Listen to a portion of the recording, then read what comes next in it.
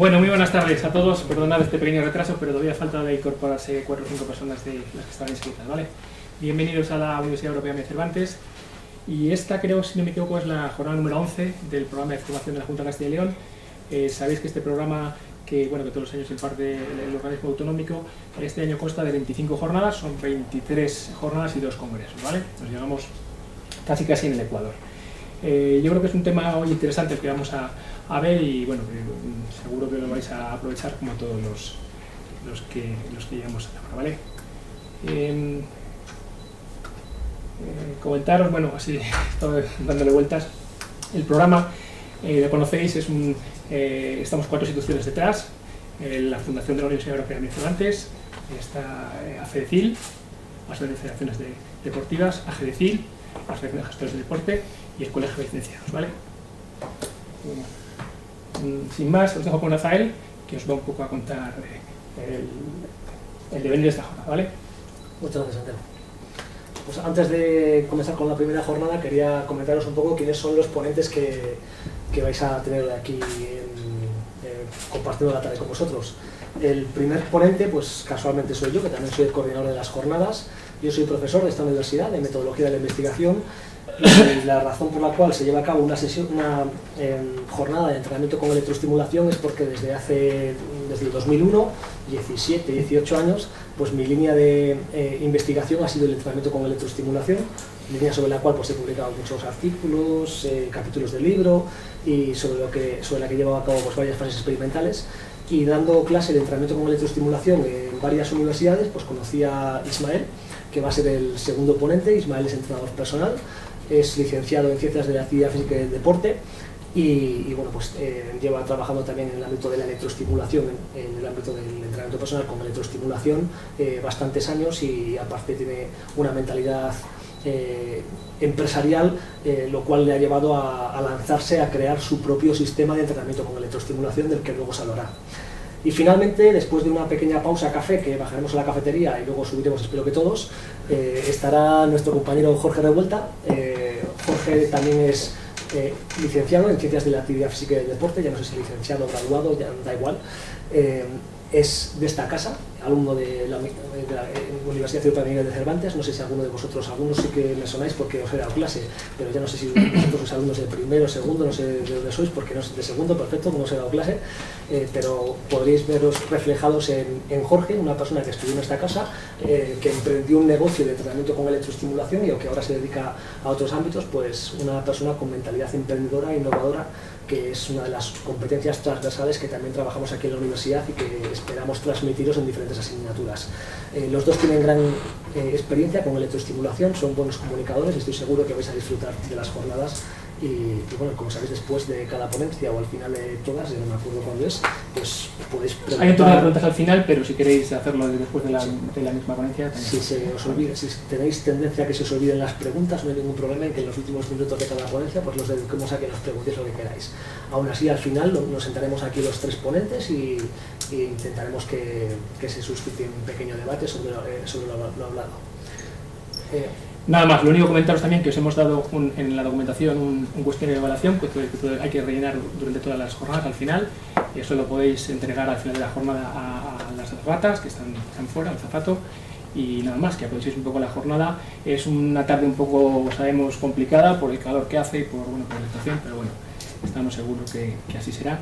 Invitaros también, por último, a consultar, que algunos ya lo hacéis porque os veo que participáis más en estas jornadas, a consultar la web de la Junta de Castilla y León, porque bueno, son, yo creo que unas jornadas interesantes de diferentes temáticas.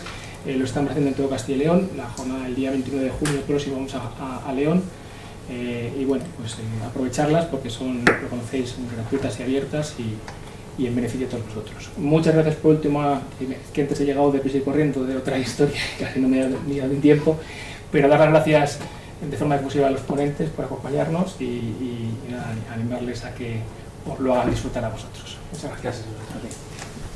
La tarde tiene 3 ponencias, como ya sabéis, una más desde el ámbito científico, que es la que voy a aportar yo, y luego pues otras un poco más empíricas o emprendedoras que van a comentar mis compañeros.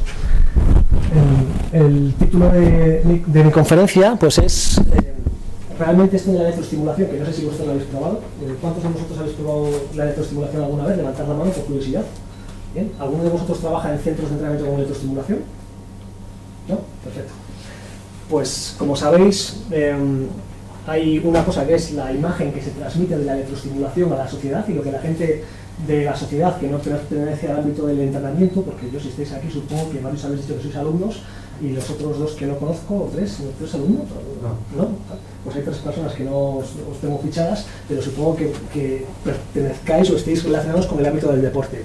Pero cualquier persona que no esté relacionada con el ámbito del deporte, o incluso muchos que están relacionados con el ámbito del deporte, ¿qué pueden pensar de la electroestimulación? Cuando les decís, anda, mira un aparato de electroestimulación, pues la imagen social que se suele tener de este método de entrenamiento, estos son recortes de internet en el ámbito no académico, ¿qué se dice de la electroestimulación? Pues que si es gimnasia para vagas o para vagos.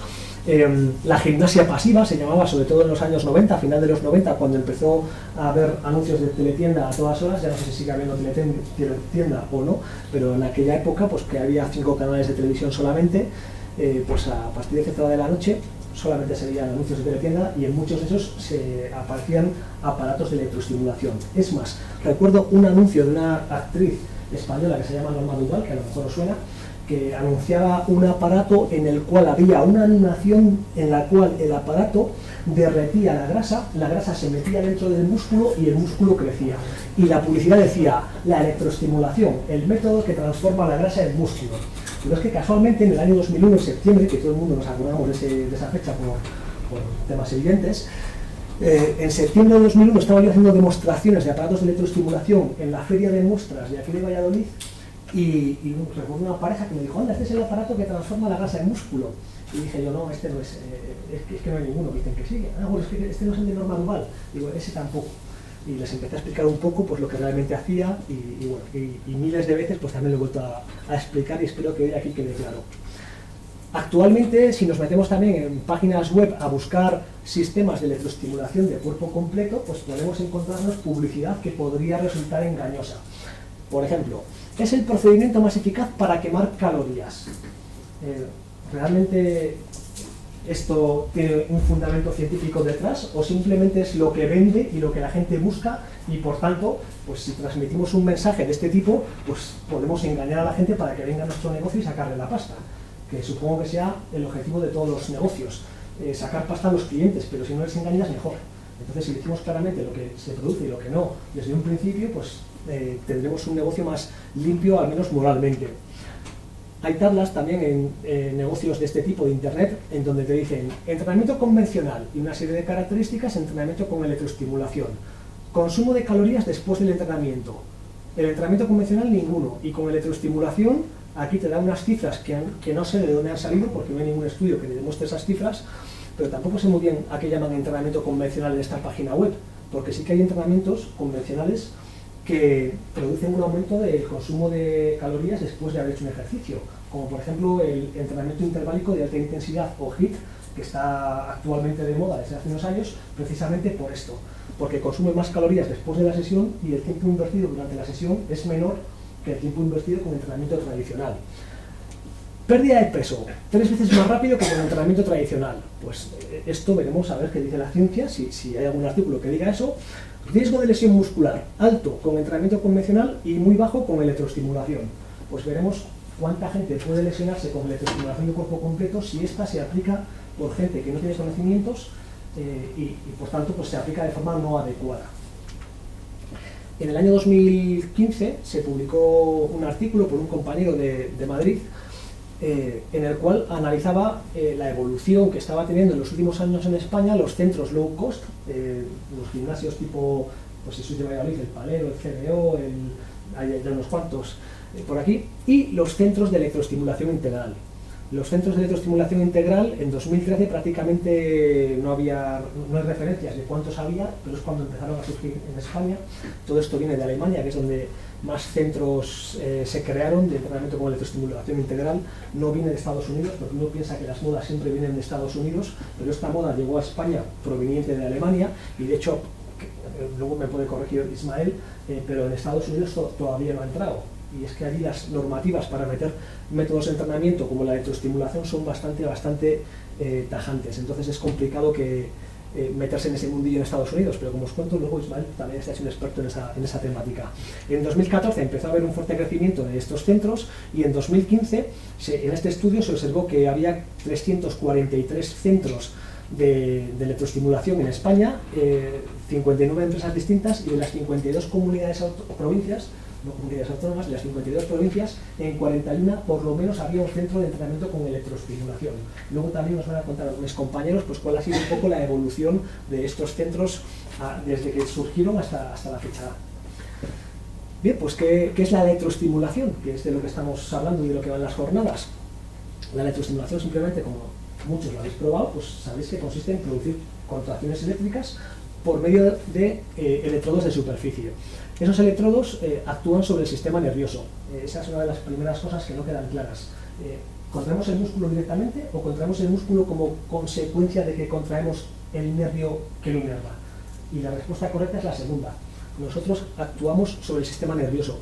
De hecho, la electroestimulación, aunque se llame solamente electroestimulación en los comercios, el nombre adecuado es electroestimulación neuromuscular, porque estimula el músculo por la estimulación de las ramas terminales de los axones neurales, de la parte final de las motoneuronas, que supongo que os hayan explicado en fisiología o en anatomía o no sé en qué asignatura.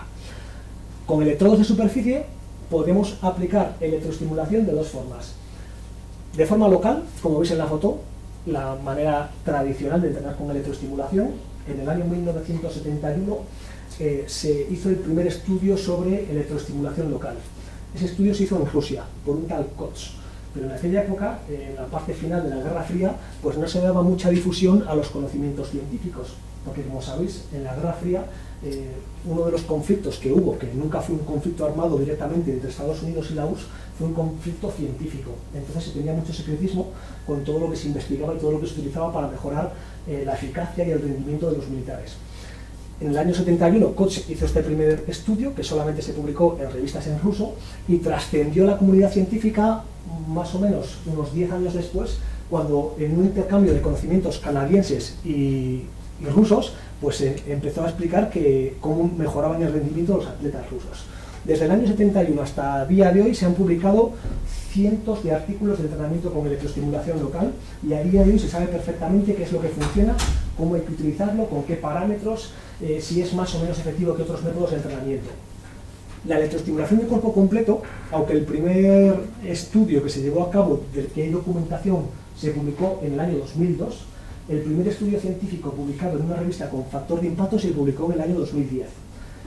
Actualmente una de las mejores revisiones, bueno, no está mal que diga una de las mejores revisiones, pero de las más completas podría decir, la tenéis descargable en la revista andaluza de medicina del deporte, que es este número que veis aquí, y bueno, pues varias personas que representamos en España a la mejor entidad de entrenamiento que hay, que es la NSCA a nivel mundial, pues publicamos un artículo sobre todo lo que se había publicado a nivel científico en el mundo, en alemán, en español y en inglés.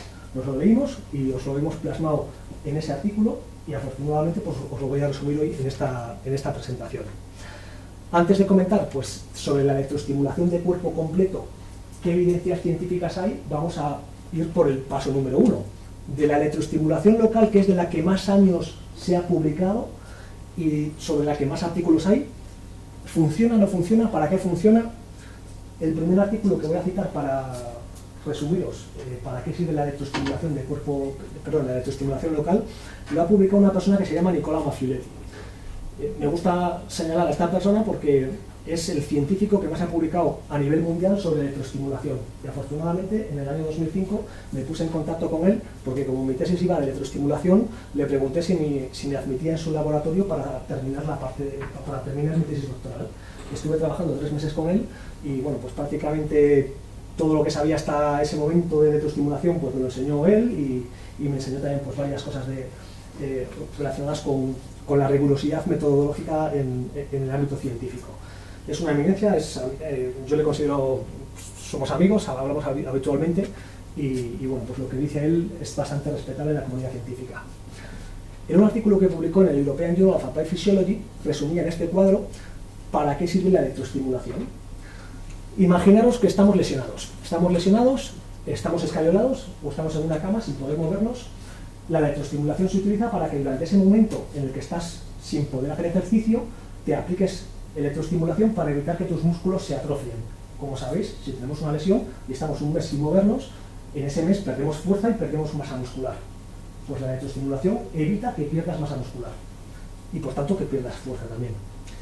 Si ya podemos hacer ejercicio porque nos estamos recuperando de una lesión, hay una fase en la cual generalmente vamos a los fisioterapeutas, que es, he tenido una lesión, voy al fisioterapeuta, ya puedo hacer un poco de ejercicio, empieza a trabajar conmigo el fisioterapeuta, luego hay un punto en el que no sabemos muy claro qué punto es, en el que el fisioterapeuta y el de ciencias del deporte trabajan de forma conjunta, eso sería lo ideal, generalmente hay un parón, dejas de trabajar con uno y empiezas a trabajar con otro, pero lo que nosotros promovemos, no es recíproco, pero lo que promovemos los de ciencias del deporte es trabajar en equipo.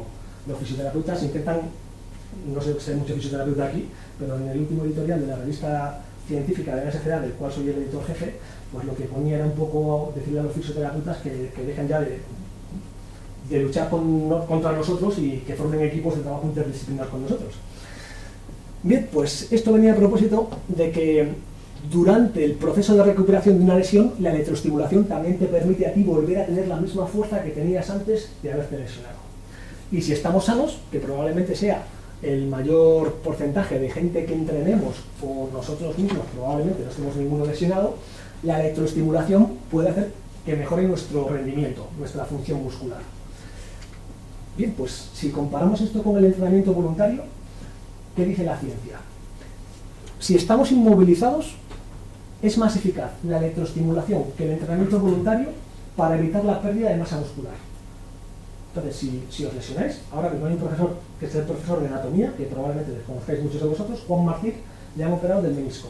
¿Y qué es lo que hizo? Pues antes de que le operasen, fue a mi despacho y me dijo, Azael, ¿me dejas un aparato de electroestimulación? Le dije, sí, aquí lo tienes, se pone así, de esta forma tal. La última foto que me mandó tiene más hipertrofia, la pierna que le han operado que la pierna que sana. Y dije, bueno, a ver si no vas a entrar luego en los pantalones, tampoco te vengas arriba. Entonces, la electroestimulación, cuando no te puedes mover, es más eficaz que el entrenamiento voluntario para evitar la pérdida de fuerza y de masa muscular. Cuando nos estamos recuperando de una lesión, los dos son igualmente eficaces y de la misma forma. Pero en gente sana, entrenar de forma voluntaria, con pesas como se ha entrenado toda la vida, siempre es más eficaz para ganar masa muscular y fuerza que entrenar con electroestimulación. Bien, pues esto es lo que dicen prácticamente todos los estudios de entrenamiento con electroestimulación local. Por lo tanto, cuando hablabas ahí de la electroestimulación con el voluntario, ¿te refieres al voluntario solo y con electroestimulación haciendo el mismo ejercicio que con el voluntario, pero añadiendo el...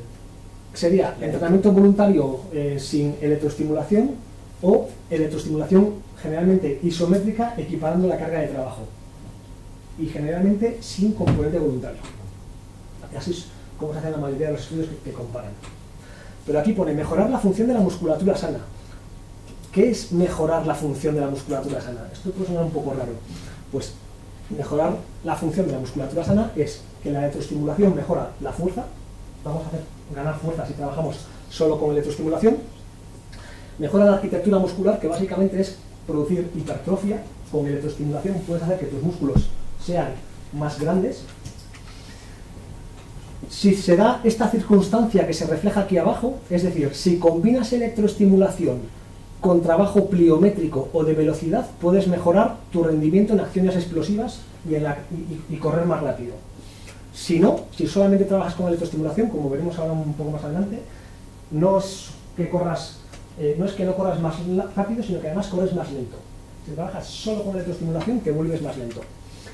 Y mejora la resistencia. Hay una serie de corrientes que también comentaré un poco algo sobre ellas ahora, que hacen que tengas más resistencia a la fatiga.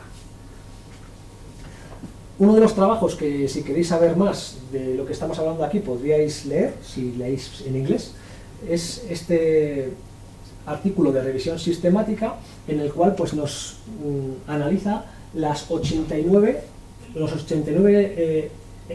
estudios. RCT son estudios controlados aleatorios. Un estudio en el que hay dos grupos, uno control y uno experimental, y a nivel clínico pues son los estudios ideales para saber si un método funciona o no, y funciona por el método y no por otros factores.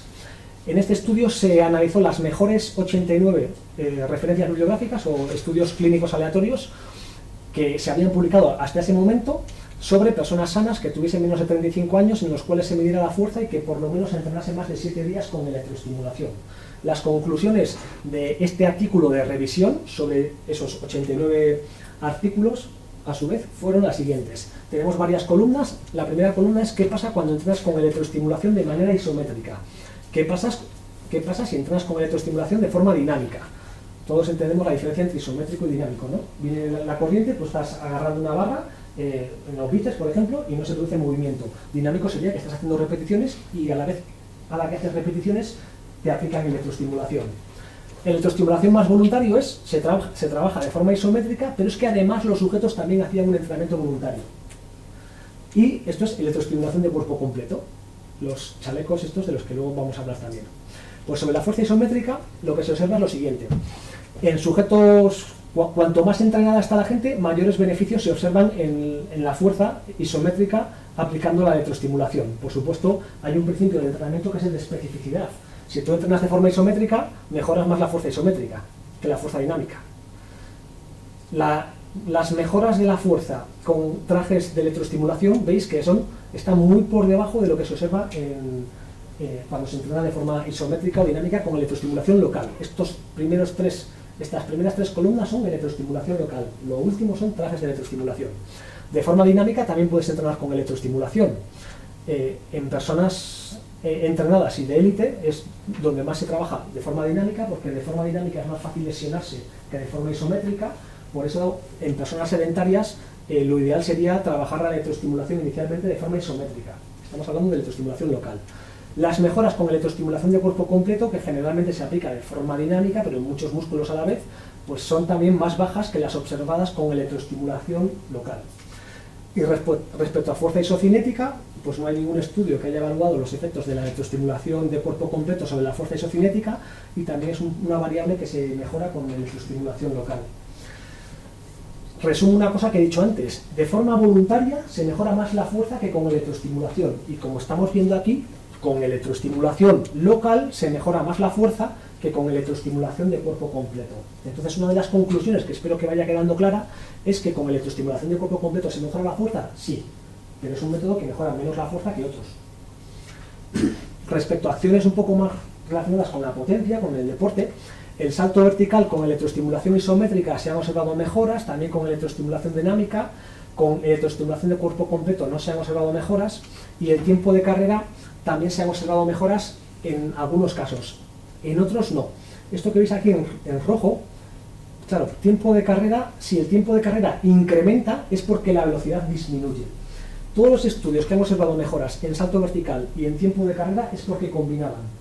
Porque, como os he dicho antes, si entrenas solo con electroestimulación de forma isométrica y sin hacer transferencias, corres más lento. Esto es una cosa que observamos en el año 2006 en uno de los primeros estudios que realizamos en el grupo de investigación cuando estaba en León sobre mi tesis doctoral. El que entrena solo con electroestimulación se vuelve más lento.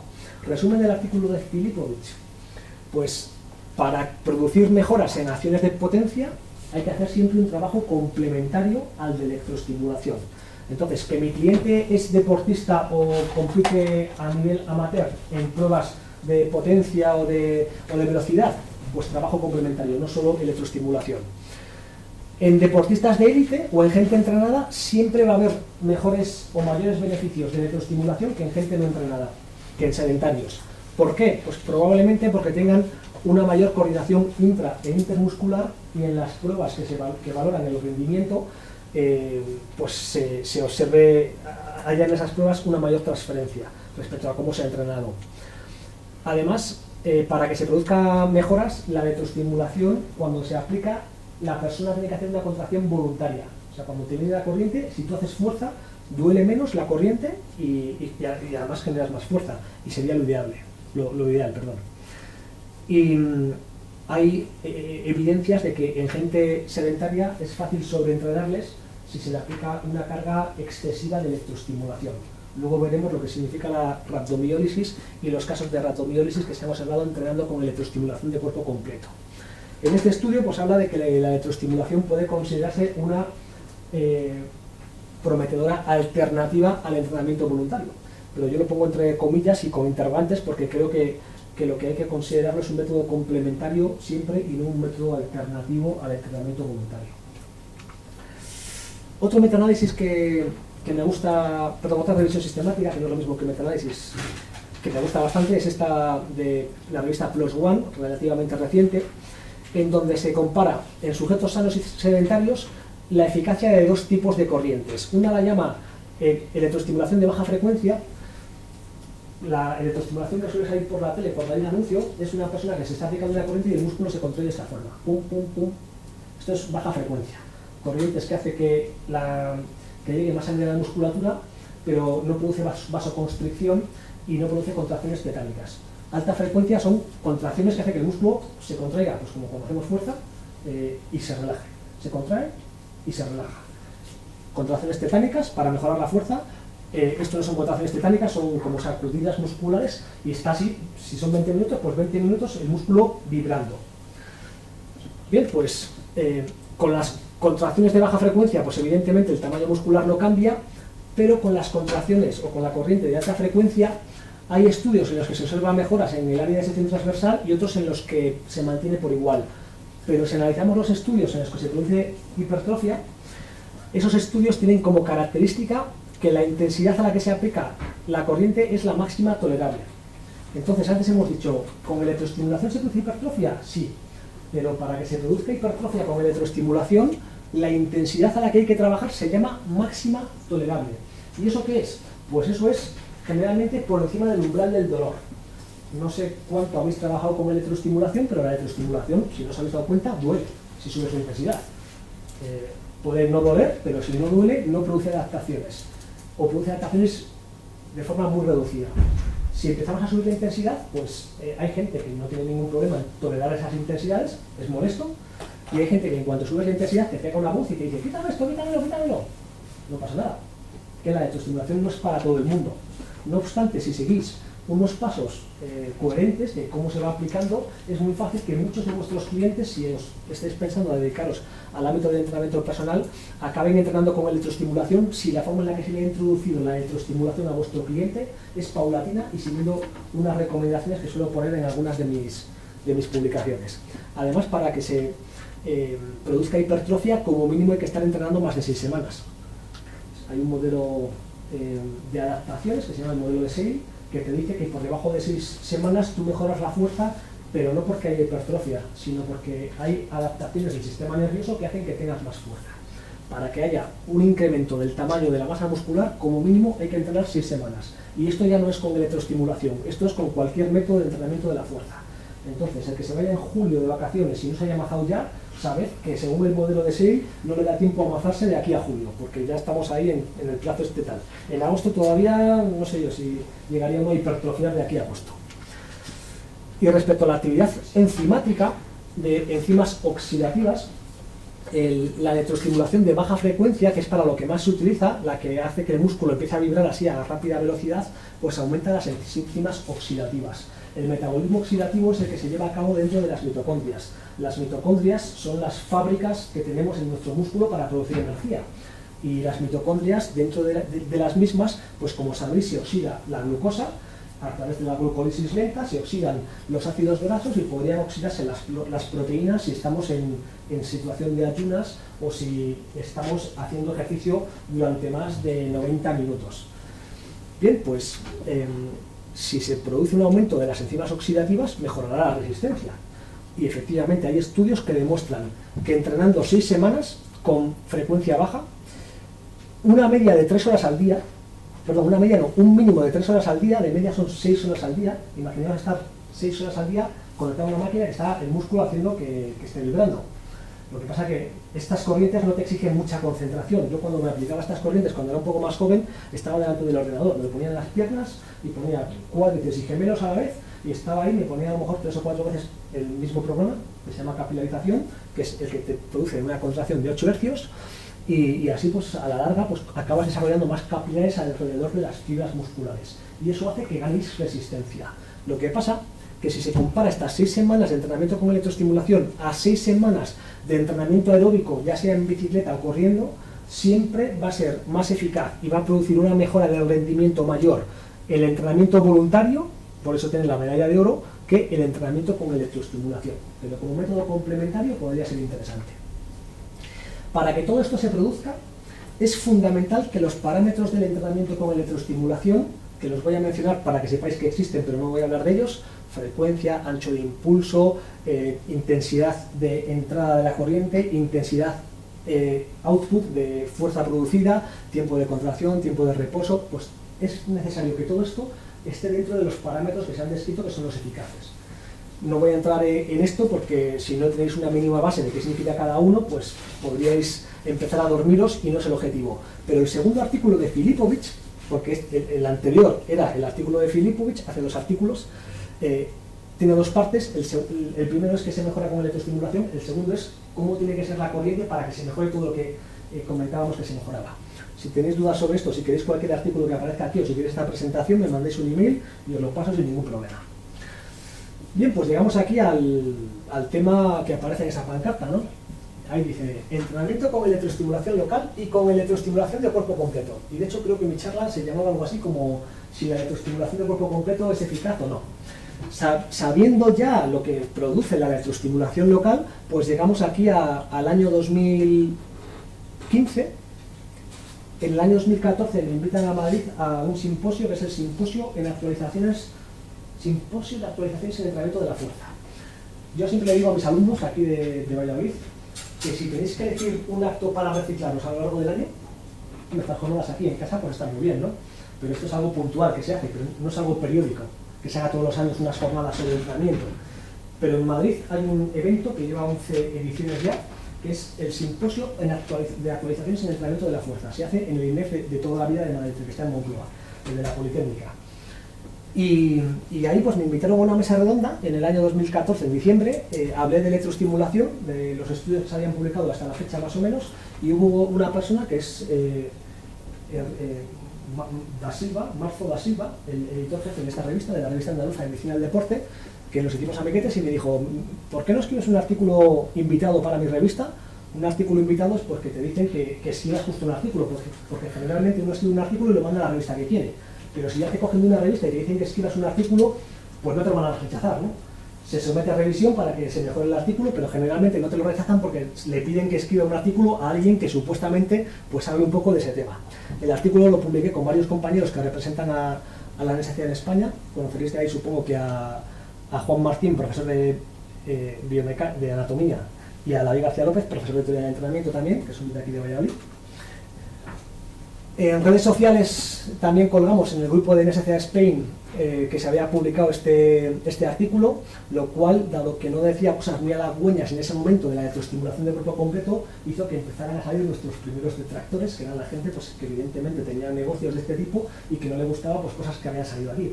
Y las gentes que vendían las máquinas de las que no hablábamos muy bien. Pero aquí realmente hablábamos de forma objetiva de todo lo que habíamos leído. ¿Qué es lo que hicimos?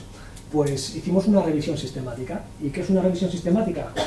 No os he dado clase, bueno, vosotros sí, de metodología de investigación, pero seguro que os dan clase de metodología de investigación actualmente, pues os habrán dicho que para hacer una revisión sistemática coges varios buscadores de internet, los más conocidos, metes una serie de términos, te aparecen unos cuantos artículos por estos términos, dices en qué fecha lo estás buscando, para que si yo ahora mismo digo voy a replicar esta búsqueda a ver si no me ha engañado Azael, y pongo como filtro de esa fecha hacia atrás, me salgan los mismos artículos y al final empiezas a aplicar unos criterios de calidad para quedarte con los artículos más rigurosos que se hayan publicado en el mundo. Pues como no había muchos artículos en ese momento, pues salieron 9 artículos como los más rigurosos, que son los que se muestran en esta tabla de manera resumida. ¿Qué cosas en común veíamos de estos artículos? Bueno, aquí ya hay una cosa que nos llama la atención. Kemmler, y este que pone Stingel, el último autor de ese artículo es Kemmler. O sea, todos los artículos que hay en el mundo, o que había en el mundo en ese momento, los había publicado el mismo grupo de investigación, grupo alemán.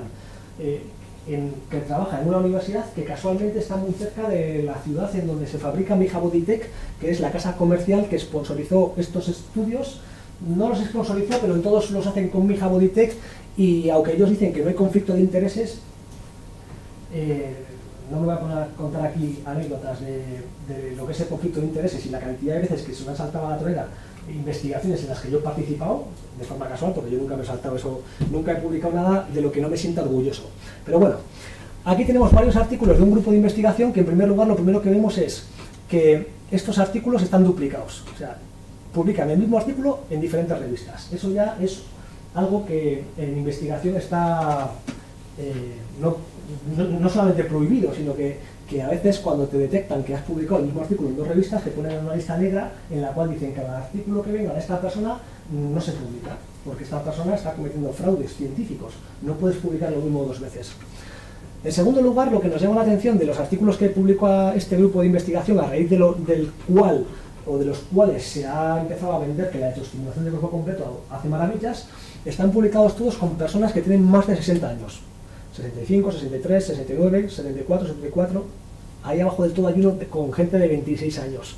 Pero bueno, la mayoría de los mensajes publicitarios que se lanzan en los centros de electrofitness están basados en que en gente de más de 60 años la electroestimulación de cuerpo completo produce determinados efectos que vamos a ver. Los estudios que vemos tienen duraciones de entre 14 y 54 semanas. 54 semanas entrenando con electroestimulación. Eso no es poco, vamos, es un año entero casi entrenando con electroestimulación. Nos llama la atención también que en estos estudios se aplique corriente continua de alta frecuencia. Una corriente continua es el mismo patrón durante, en este caso, 15 minutos. Pero cuando digo de alta frecuencia, es que si vamos aquí a las frecuencias que se utilizan, durante 15 minutos una corriente de 85 Hz. Yo cuando vi esto no me lo creía. Pero es que luego fui a entrenar aquí en Valladolid a algún centro de electroestimulación de cuerpo completo para que, aparte de leerme todo lo que se había publicado, experimentar en mi cuerpo cómo era este método de entrenamiento, y efectivamente me estuvieron aplicando aquí en el Valparaíso, en un centro que no sé si seguirá existiendo, o lo habrán denunciado o habrá lesionado a la mitad de los clientes y ya habrá cerrado. Me aplicaron una corriente de alta frecuencia durante 15 minutos.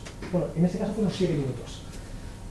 Una corriente de alta frecuencia es como que estás sacando bola, estás así en una contracción muscular, pero 15 minutos seguidos. Que yo decía, hombre, a nivel fisiológico, ¿cuándo viene el reposo? Y me decía, no, es que no viene el reposo. Digo, pero ¿cómo no va a haber el reposo? No puedes estar... es que hay estudios que demuestran que en 10 segundos el cuádriceps entra en fatiga. Cuando le aplicas una corriente eléctrica de 15 segundos. En el bíceps, en 10 segundos de aplicación de electroestimulación en el bíceps, a los 2 segundos el bíceps entra en fatiga, según un estudio del año 92. Ese estudio lo hemos replicado este año en un TFG por Jaime Palomo, que probablemente sea el número de su promoción, alumno de aquí de CAF, y hemos observado que en el bíceps en 6 segundos entra en fatiga y el cuádriceps en 8 segundos entra en fatiga con una corriente continua.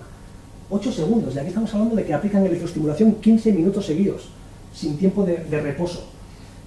Claro, esto ya sale fuera de cualquier sentido común, pero se ha hecho y se replica luego en centros de entrenamiento con electroestimulación. Además, veis aquí la relación entre el tiempo de contracción y el tiempo de reposo. Cuando no aplican la corriente de forma continua, aplican 4 segundos de contracción, 4 de reposo. 4 de contracción, 4 de reposo. Imaginaos vosotros que vais al gimnasio, que seguro que todos habéis entrenado alguna vez, cogéis una barra, hacéis 10 repeticiones y ¿cuánto tiempo aguantáis entre series? Supongo que el mínimo para que luego la siguiente serie hagas con la misma carga más o menos las mismas repeticiones. Eso sería lo ideal. Pero si hacéis una serie de 10 RM, esperáis 5 segundos y volvéis a hacer otra serie, ¿qué pasa? Pues que no lleguéis a 10 RM, os quedaréis en 8 a lo mejor, o en 7. Y si volvéis a dejar ese reposo, al final no haréis ni 2 seguidas, porque no estáis dejando que el músculo se recupere. Pues eso es lo que pasa más o menos con la electroestimulación.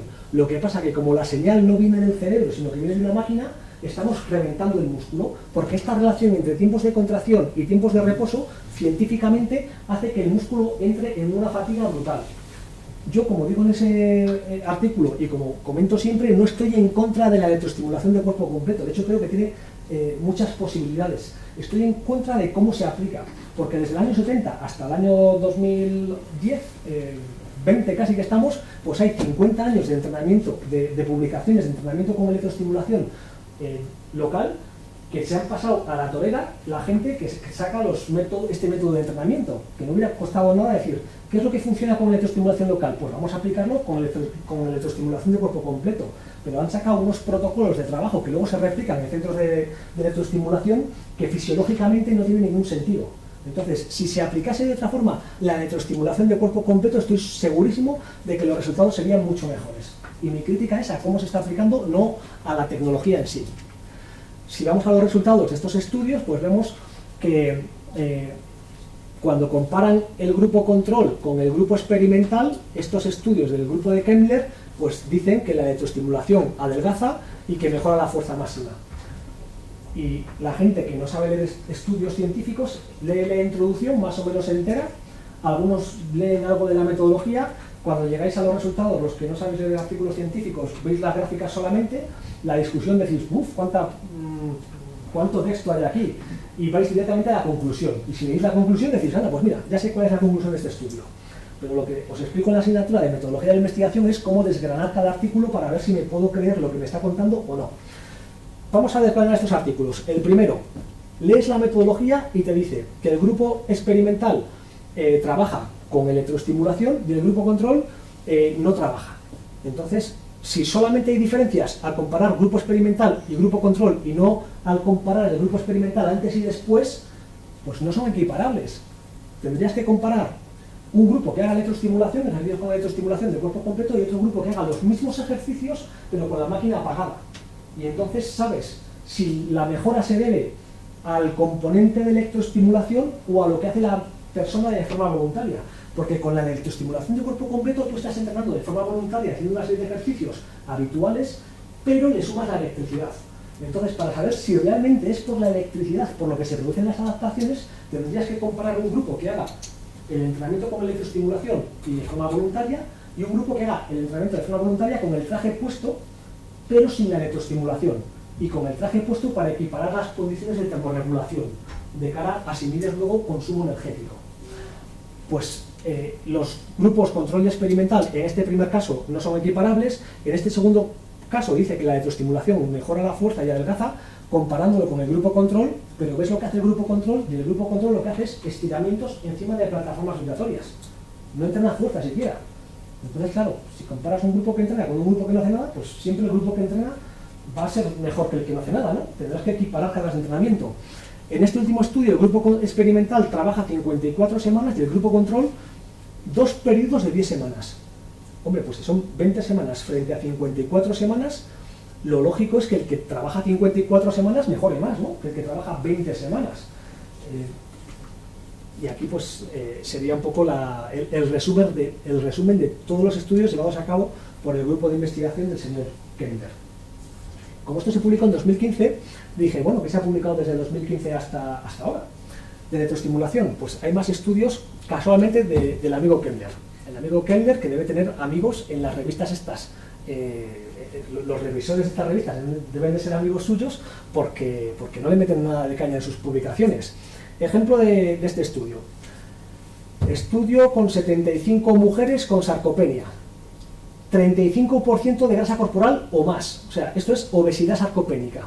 La obesidad sarcopénica es que, además de ser obeso, tienes poca masa muscular y poca función muscular.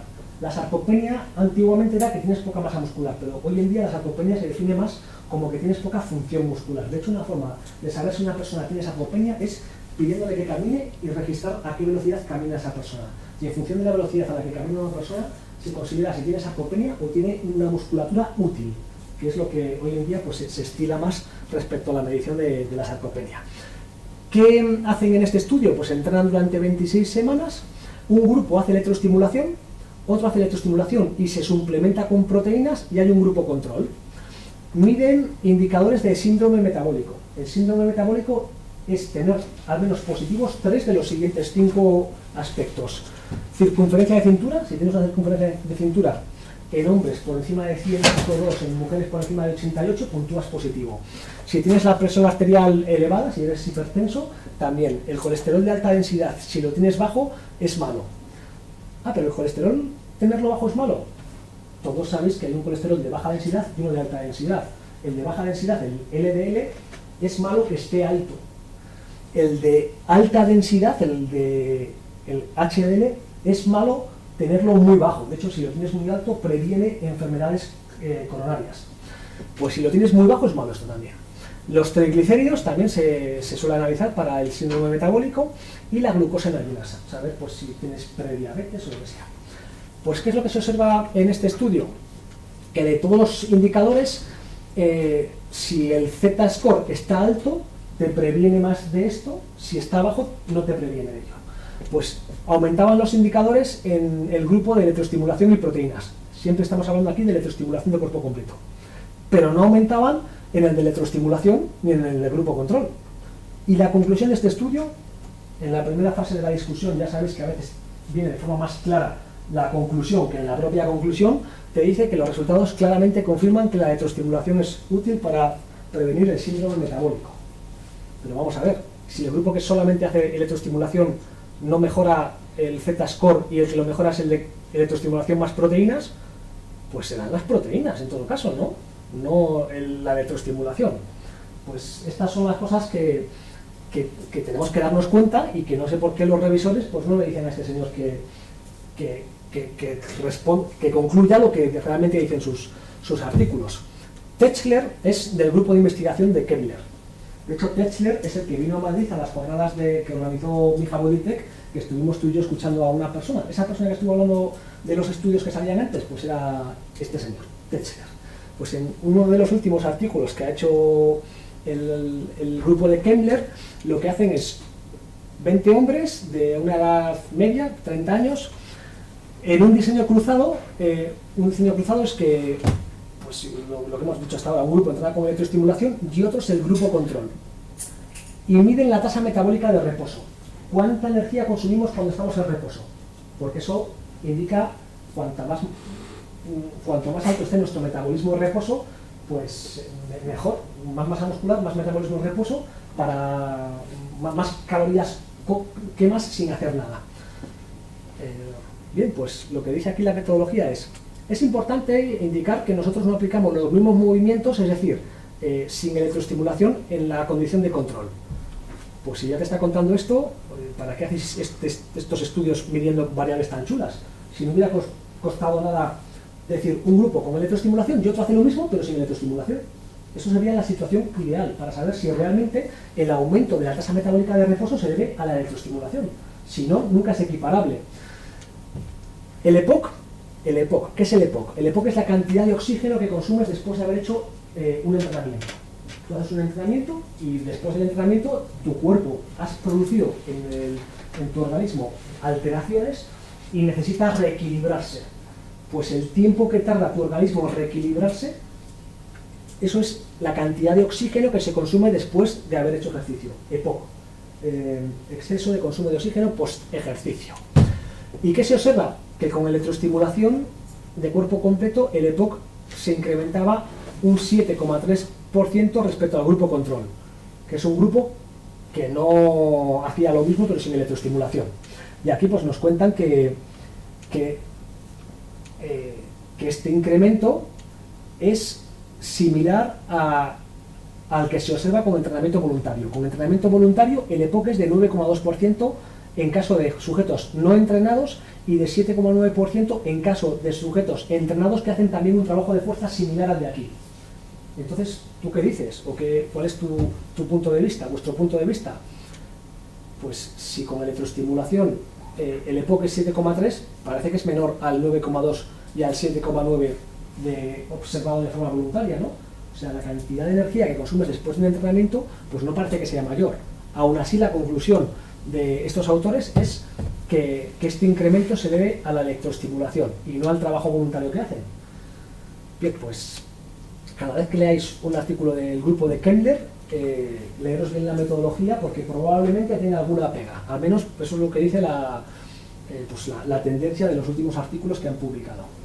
Y luego hay un estudio que no es de Kemmler, casualmente, de electroestimulación de cuerpo completo, que es el último, los dos últimos del mismo grupo de investigación, que lo que hacen es comparar varias variables en un grupo que entrena de forma tradicional con ejercicios de fuerza y haciendo los mismos ejercicios pero con electroestimulación, que habría que darles el premio Nobel después de ver lo que ha pasado previamente. O sea, ¿qué pasa? ¿Son los primeros en el mundo que se les ha ocurrido hacer lo mismo con el traje y sin el traje para compararlo? Porque esto sería lo ideal. ¿Y qué observan en este estudio después de 6 semanas de entrenamiento? Pues lo que observan es que el consumo de oxígeno y el EPOC es idéntico en ambos grupos. Que el lactato, la CK, la testosterona, las hormonas o los indicadores de estrés metabólico y demás son iguales en ambos grupos. El daño muscular, las agujetas que percibes, es mayor con electroestimulación que sin electroestimulación, porque ya hemos dicho antes que la electroestimulación duele y produce agujetas. Por eso hay que aplicarla de forma muy gradual. Y una vez que te acostumbras a entrenar con electroestimulación, pues ya puedes meter más caña, pero inicialmente las primeras sesiones siempre tienen que ser de forma muy gradual. La fuerza, la potencia y demás en varios ejercicios mejora más o menos por igual, salvo justo en prensa en este estudio se observó que el grupo que trabajaba con electroestimulación mejoraba más su fuerza, nadie mejoró la velocidad y mejoraron por igual el salto vertical. Esto es más probable que se asemeje a la realidad, que la electroestimulación del cuerpo completo mejora y mejora igual que el entrenamiento voluntario, o como mucho igual, y generalmente suele mejorar menos. Bien, pues el amigo Kemmler en sus estudios, además de contar que la electroestimulación es muy buena para muchas variables, con todos los sesgos que tienen sus estudios, se atreve a decir que también tiene limitaciones. Supongo que estas limitaciones las consensuaría con los que crean Mijaboditech. La primera es que es caro. Una máquina de estas pues cuesta más de 10.000 euros. Y luego aparte pues estar manteniendo los trajes que tienen su deterioro y demás, pues tiene también un coste de mantenimiento. Mientras que un aparato de electroestimulación local pues cuesta mucho menos que esta cantidad. Otra desventaja de la electroestimulación de cuerpo completo es que uno no se puede comprar un aparato y aplicárselo a sí mismo. Tiene que haber siempre un profesional delante que es el que te aplica este método de entrenamiento. Y luego pues hay una serie de personas para las cuales está contraindicado la electroestimulación. Lo más importante de esto, la epilepsia, porque el resto suelen ser cosas evidentes, pero sí que es importante que le preguntéis a vuestro cliente o al que se lo apliquéis si es epiléptico o ha tenido episodios, porque yo he tenido, de todas las personas que le he aplicado electroestimulación, se me han desmayado 3 personas y no a mí, pero a un compañero mío le dio, indujo un ataque epiléptico en una persona también a la que se lo aplicó. Y encima fue justo en el Corte Inglés de Valladolid, haciendo una demostración a una persona que pasaba por ahí, ¿qué prueba esto? Así no le digas tú. Y de repente la persona con los dientes en blanco, echando espuma por la boca, tirando en el suelo y todo el mundo asustado. Claro, pues si preguntamos a alguien si es epiléptico, mejor, para no llevarnos un susto. Como se le olvidó a Kemmler poner varias limitaciones a más, las he incluido en el artículo que tenéis ahí que os podéis descargar gratis de internet. Limitaciones de los trajes de electroestimulación. Esto es un traje habitual como el que hay yo creo que en el 100% de los dispositivos que hay ahora mismo en el mercado. ¿Qué le pasa a este traje? Pues que los electrodos van de un lado al otro del cuerpo. Me explico. Aquí está el polo positivo de un cable, aquí está el polo negativo, del pectoral derecho al pectoral izquierdo. Aquí está el polo positivo, aquí está el polo negativo. En un brazo está el polo positivo, en el otro brazo el polo negativo. En una pierna el polo positivo, en la otra pierna el polo negativo. Entonces, estamos haciendo que vaya corriente del hemicuerpo derecho al hemicuerpo izquierdo. Pero no hay un músculo que tenga su origen en un brazo y su inserción en el otro brazo. Y generalmente, habéis estudiado anatomía todos vosotros, pues el pectoral va del esternón al húmero, a la clavícula, depende de la porción, pero un pectoral no va de un hemicuerpo a otro hemicuerpo, son independientes. Entonces, ¿por qué estamos mandando corriente de un cuerpo a otro? Lo que estamos haciendo es crear un campo eléctrico dentro de la caja torácica que podría, según algunos estudios, repercutir negativamente en órganos internos, sobre todo si la intensidad es muy elevada, como el corazón. No sé por qué no se le ha ocurrido a nadie hasta hace poco, que ahora luego veréis, crear un traje de electroestimulación basándose en los principios del entrenamiento de electroestimulación local. Eso es lo que sucede, pues que los cables están siempre a ambos lados del cuerpo. Esto es un prototipo del que os va a hablar luego mi compañero Ismael, de cómo podría ser el traje ideal, al menos aplicando la ciencia al diseño de un traje. De esto os comentará algo luego mi compañero Ismael. Otra de las limitaciones de la electroestimulación de cuerpo completo es que desde el año 1971 en la literatura científica se ha publicado un estudio de rabdomiólisis con electroestimulación local. Fue en el año 2004 por un autor llamado Guaristio en el British Journal of Sport Medicine. ¿Qué es rabdomiólisis? Rabdomiólisis es destrucción del tejido muscular. Metes tal intensidad o con unas características de corriente tan malas o tan exigentes para el músculo que destruyes el músculo. El músculo se empieza a desintegrar, se produce extravasación de la ruptura que has producido dentro del músculo a la sangre, y cuando la sangre la filtra del riñón vas al baño, orinas sangre, aparte tienes una sensación de malestar total. Si te hacen un análisis de sangre en ese momento, la CK, que en reposo la CK, la creatinquinasa, que es un indicador de daño muscular, y un valor muy elevado puede ser indicativo de que te va a dar un ataque cardíaco. La CK, que está en 370 o por debajo en una situación normal, pues en personas que han entrenado con electroestimulación, en casos concretos se han observado valores de 240.000. Es que se dice fácil. 240.000, no sé cuántas veces más es que 370. Pero esta persona, pues si no murió fue porque tenía el riñón sano. Tú le produces este incremento de CK a una persona con daño renal y probablemente esa persona tenga un fallo renal agudo, y como no le intervengan o le hospitalicen en breve, esa persona se puede morir. Entonces, si tenéis algún familiar o si lo vais a entrenar a personas que tienen problemas de riñón, muchísimo cuidado. De hecho, es que yo hasta, no sé si, al menos la electroestimulación de alta frecuencia la contraindicaría en este tipo de población. Hay varios casos en la literatura, creo que viene aquí una diapositiva, varios casos de rabdomiólisis con electroestimulación de cuerpo completo. Con electroestimulación local, como os he dicho antes, conozco un caso en la literatura científica, y fue por aplicar un aparato de teletienda que se llama Aptronic, que no sé si os suenan estos aparatos que son como un cinturón, y claro, esos aparatos de teletienda que cuestan 40 euros, en base a los 400 que te cuesta un aparato ya bien, pues la calidad de la señal eléctrica a veces no es una calidad idónea, porque tiene componente galvánico. El componente galvánico es que la fase positiva y la fase negativa no se anulan entre sí, y si no se anulan, creas una corriente galvánica que puede producir quemaduras internas. Eso sucede con aparatos de muy mala calidad. Bien, pues no sé si la calidad de los aparatos de electroestimulación de cuerpo completo no será buena. Luego también os comentará algo Ismael sobre eso, probablemente. Aparte, se están aplicando de forma que no es sana. Antes hemos dicho corrientes continuas de alta frecuencia durante 15 minutos. Es que eso revienta a cualquiera. Claro, si tú estás sometiendo al músculo a un estrés inhumano, eso yo lo llamaría más tortura que entrenamiento. Y eso también puede producir rabdomiólisis. Y también puede producir rabdomiólisis aplicar electroestimulación a un músculo que se está elongando.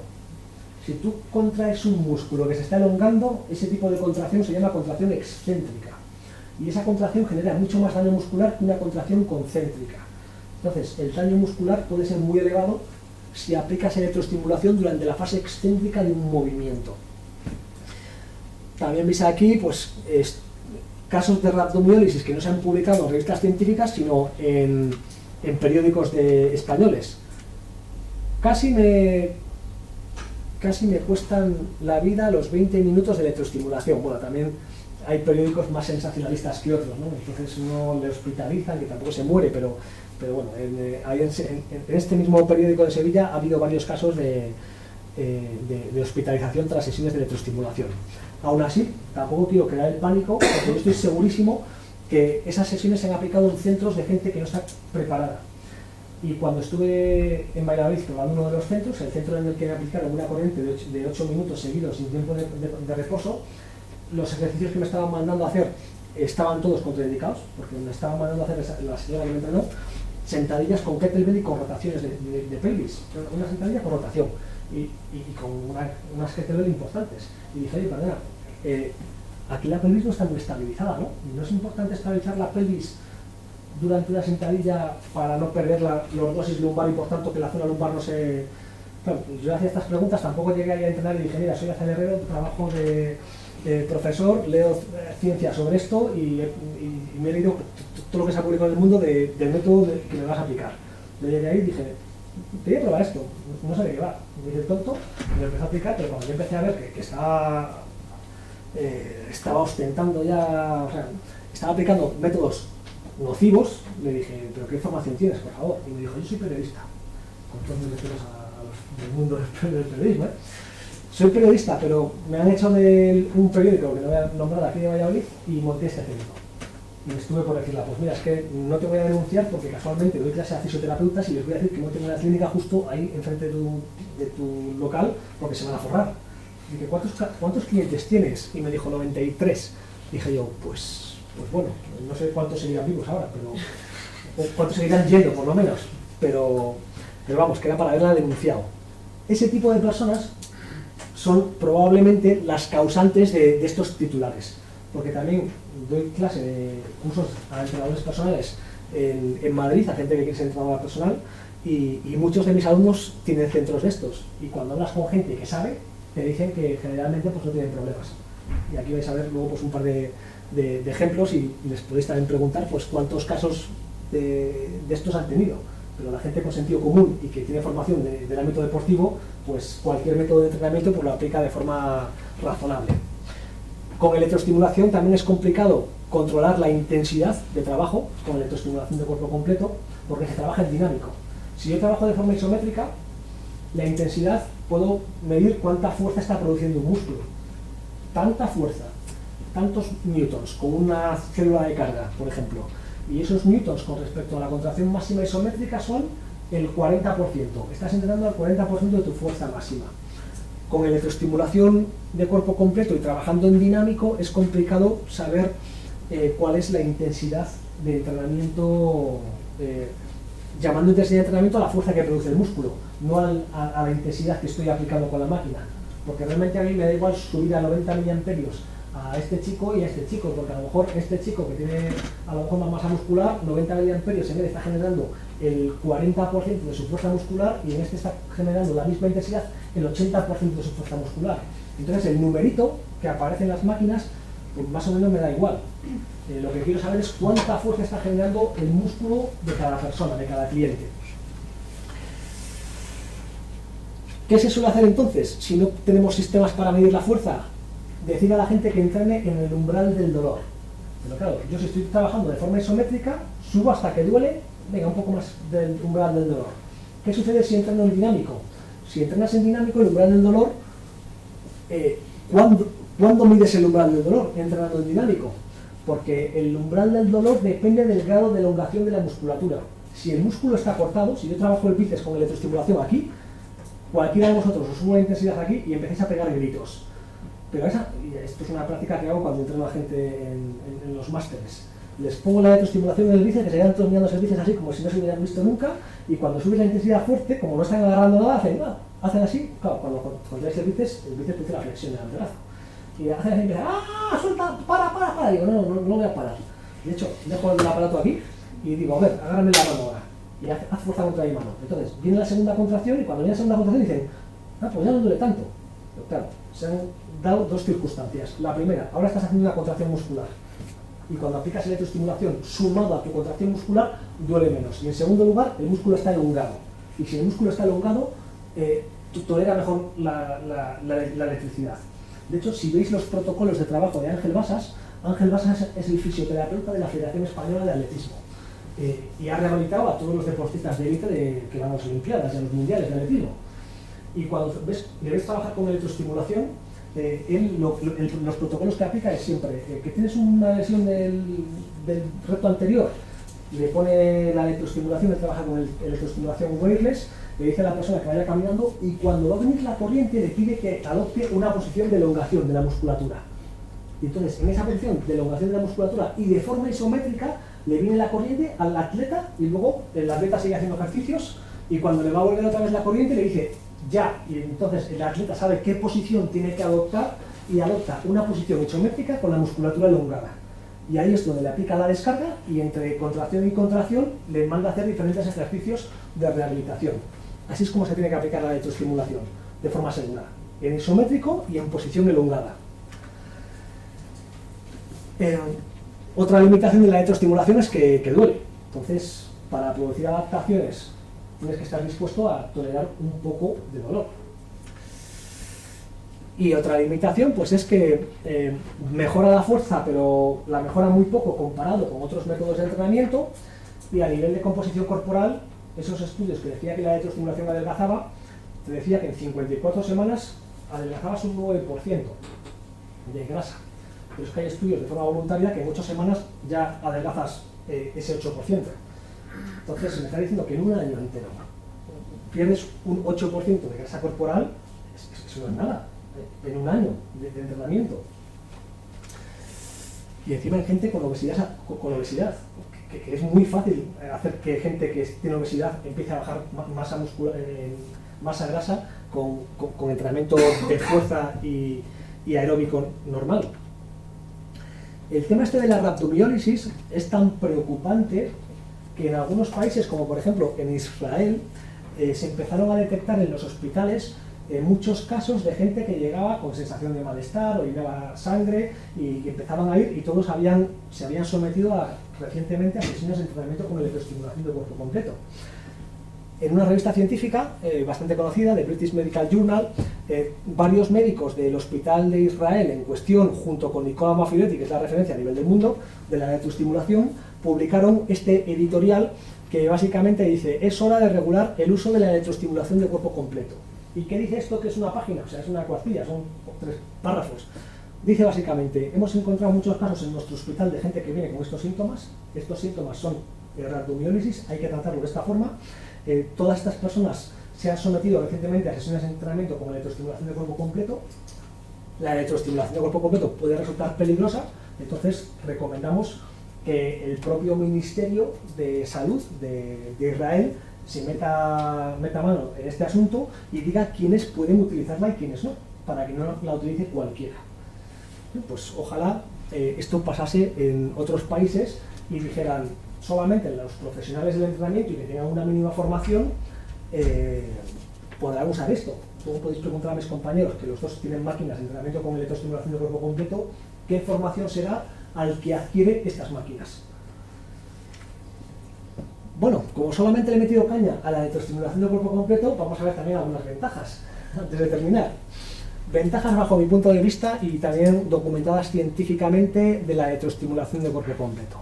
Bueno, parece que hay evidencias, no solamente de las del amigo Kemmler, hay otros estudios también que observan que el consumo de calorías por sesión puede ser mayor si trabajas con electroestimulación de cuerpo completo. Una sesión de entrenamiento de 20 minutos normal, respecto a la misma sesión de 20 minutos, suplementando ese entrenamiento normal con electroestimulación, en este segundo caso se consumen más calorías por sesión. Además, el EPOC también puede ser mayor. El EPOC es lo que estábamos comentando antes. Aquí esto es una línea de tiempo y en el eje vertical tenemos el consumo de oxígeno. Aquí estáis ahora mismo todos, estáis todos sentados aquí mirando, más o menos enterándoos de lo que voy contando, pero decimos: venga, vamos a empezar aquí a dar vueltas al parking. Entonces empezamos a dar vueltas al parking con una intensidad estable y nuestro consumo de oxígeno empieza a incrementarse. Estamos aquí a 15 minutos dando vueltas al parking a la intensidad estable y de repente paramos. En cuanto paramos, ¿el consumo de oxígeno vuelve a estar como antes? No, el consumo de oxígeno necesita cierto tiempo en reequilibrarse. En primer lugar, tenemos que resintetizar el ATP y la fosfocreatina que hemos gastado. También la mioglobina, que es la cantidad de oxígeno que se queda fija, esa proteína en el músculo. Pero esto realmente en 3 minutos, en 7, depende, se restablece. Pero es que tardamos varias horas en eliminar el lactato que hemos producido, en restablecer la temperatura, la frecuencia cardíaca, la ventilación y el equilibrio hormonal también se tarda bastante tiempo, y sobre todo en reponer el glucógeno. En una sesión de entrenamiento de resistencia tradicional, ir corriendo a un ritmo lento, pero durante mucho tiempo, durante la sesión se quema bastante grasa. Pero en cuanto acaba la sesión, en menos de 5 minutos estás en este estado de consumo máximo de oxígeno. Si hacemos un entrenamiento de fuerza o un entrenamiento de resistencia basado en métodos interválicos que genera mucho lactato, durante la propia sesión de entrenamiento lo que consumes principalmente es glucosa, no es grasa, no son lípidos. Pero una vez que terminas la sesión, tienes que eliminar todo el lactato que has producido. Entonces, cuando esta caída del EPOC, en vez de ser así después de un entrenamiento interválico de alta intensidad o de un entrenamiento con electroestimulación de cuerpo completo, lo que sucede con el EPOC es que cae más o menos así. Estás durante más tiempo con el consumo de oxígeno elevado. ¿Y de dónde viene la energía que se utiliza para hacer todo esto? Del consumo de las grasas. Entonces, una de las ventajas de la electroestimulación, aunque está todavía un poco, necesita mejores estudios para que se esclarezca, pero yo sinceramente estoy convencido de que va a ser así, es que con electroestimulación de cuerpo completo el EPOC se mantiene elevado durante más tiempo. Y creo que esa puede ser una de las principales ventajas de la electroestimulación de cuerpo completo. Por la experiencia en mí, porque a diferencia de mis compañeros, ellos han entrenado a clientes que os comentarán su punto de vista, pero yo entrenándome a mí mismo con electroestimulación de cuerpo completo, porque con cuerpo completo no he entrenado a otros, con electroestimulación local. Pero trabajando con electroestimulación de cuerpo completo, he notado que la actitud corporal, que lo comentábamos antes en la comida, se corrige muchísimo. O sea, tú puedes estar en el gimnasio y si tu tendencia es a ir así en la vida, cuando estás un día sentado como en alguna de las posturas que alguno de vosotros está adoptando, pues luego al final acabáis yendo así, enchepaos, y el que está así siempre en el gimnasio luego también va siendo una máquina de otra. Pero es que tú te pones un traje de estos y en cuanto te da 2 contracciones te pones tieso. O sea, es que vas así que pareces los vigilantes de la playa. Pero como cada 2x3 te da unas contracciones mínimamente potentes, te obliga a estar tieso y a estar con una actitud corporal que es la que deberías de tener cuando estás en reposo. O sea, para mejorar el tono muscular en reposo y para tener una postura correcta, me parece también muy interesante. De hecho, hay evidencias descritas de que con este tipo de entrenamiento disminuye el dolor de espalda. Y esto no tengo ninguna duda de que seguro que es así, aunque ponga Kemmler aquí, aunque ponga Kemmler, estoy seguro que esto disminuye el dolor de espalda por hablar con mucha gente que ha usado este método de entrenamiento. El tiempo necesario de entrenamiento para producir sobrecarga es menor que de forma voluntaria por el patrón de reclutamiento de unidades motrices con electroestimulación, por las características de este patrón de reclutamiento, que ya os contaré más adelante si tenéis alguna duda luego y me queréis preguntar sobre ello. Una misma sesión de electroestimulación con la misma sesión equiparable en carga de trabajo voluntario siempre consume más energía la electroestimulación. Y luego la electroestimulación local, que es más efectiva, pues es un poco aburrida, porque ponerse los electrodos en un músculo y estás trabajando un músculo de forma isométrica puede resultar aburrido, pero si te ponen un traje, tienes al entrenador personal delante, te está diciendo qué ejercicios hacer, tú los haces según te va contando, pues dices, es que apetece más hacer esto que no estar sentado en un sitio o en una máquina de entrenamiento con un aparato que solamente entrena un músculo o 2 a lo sumo, o agonista-antagonista. Eso pues puede ser menos ameno que estar trabajando 12, 14 músculos a la vez. Pues para terminar os comento unas conclusiones de lo que hemos hablado aquí. Quedaros con esta secuencia: el entrenamiento voluntario mejora más la fuerza y hace que quememos más grasas que el entrenamiento con electroestimulación local, y a su vez que el entrenamiento con electroestimulación de cuerpo completo. La electroestimulación de cuerpo completo es útil, menos que otros métodos de entrenamiento, pero para que sea útil tiene que usarse con los parámetros adecuados, que no he dicho qué parámetros son esos porque tampoco era objetivo de esta sesión, con equipos que no pongan en riesgo la salud del paciente, como pueden ser los trajes que hasta el día de hoy existen en el mercado, y siempre tienen que aplicarse por un personal cualificado. Me podéis pedir la presentación por email luego, que os la mando sin ningún problema. azaelherrero@gmail.com. Eso es lo que tenéis que copiar de toda la charla. azaelherrero@gmail.com. Bueno, de hecho lo mismo lleva toda la charla ahí abajo, puesto mi email, ¿no? Y lo he puesto por eso. La electroestimulación de cuerpo completo o la local nunca debe utilizarse como único método de entrenamiento, y para el trabajo de fuerza máxima e hipertrofia, la experiencia me lleva a recomendaros que se trabaje siempre de forma isométrica. Que queréis ganar fuerza máxima o hacer que el músculo sea más grande con electroestimulación, trabajad de forma isométrica. Que queréis ganar fuerza resistencia, usad electroestimulación de cuerpo completo. o trabajad en dinámico. Y por mi parte, pues nada más, agradeceros que hayáis estado tan atentos y no sé si queréis hacer alguna pregunta rápida ahora o Santiago, ¿qué estás ahí? No, lo que queráis, si la podéis hablar luego o hacerlos ahora, lo que queráis. ¿Hay alguna pregunta? ¿Os habéis hecho de algo? Sí, ¿no? Yo tengo una cosa. Sí, claro. ¿La frecuencia influye luego en el orden de reclutamiento de la fibra? Realmente no. Lo que pasa es que hay una persona que se llama Pretty Sachs que publicó un artículo que se hizo viral.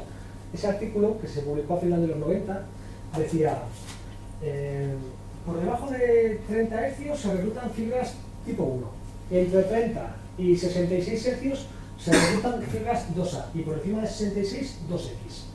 Y la realidad es que el patrón de reclutamiento de unidades motrices con electroestimulación quedó más o menos claro en un artículo del 2005 de Physical Therapy de Gregory y Bickel, y varios años después, en 2011, ampliaron ese artículo con otra revisión que la publicaron los mismos autores, pero por el contrario, Bickel y Gregory, y lo que viene a decir sus hallazgos en el que analizaron todos los estudios que se habían publicado sobre el patrón de reclutamiento de unidades motrices fue el siguiente.